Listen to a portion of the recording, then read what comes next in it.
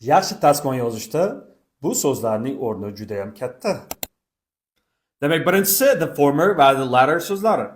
Bu ikkita so'z oldingi gapda aytib o'tilgan ikkita narsani nomlarini takrorlamasdan turib, keyingi gapda ular haqida ma'lumot berish uchun ishlatiladi. The former ikkita aytib o'tilgan narsani birinchisi va the latter ikkita aytib o'tilgan narsani ikkinchisi. Misol uchun, I have two options: studying abroad or staying in Uzbekistan. The former is exciting, but the latter is safer. Ikkinchi so'zimiz respectively, ya'ni mos ravishda degan so'z.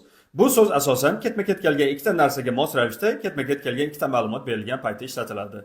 Respectively so'zi qaysi ma'lumot qaysi narsaga tegishli ekanligini belgilab beradi. Ya'ni respectively so'zi yordamida biz birinchi ma'lumot birinchi narsaga va ikkinchi ma'lumot ikkinchi narsaga tegishli ekanligini bilsak bo'ladi.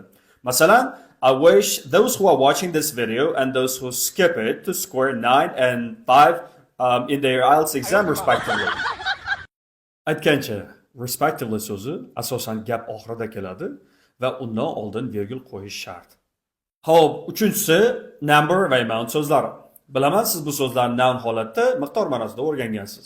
Lekin men ularni bugun verb, ya'ni fe'l holatda qanaqa ishlatilishini ko'rsatib o'tmoqchiman. Bu ikkita so'z fe'l bo'lib kelganda tashkil qilmoq ma'nosida ishlatiladi. Demak, number C2 darajadagi so'z bo'lib, sanaladigan otlar bilan ishlatiladi.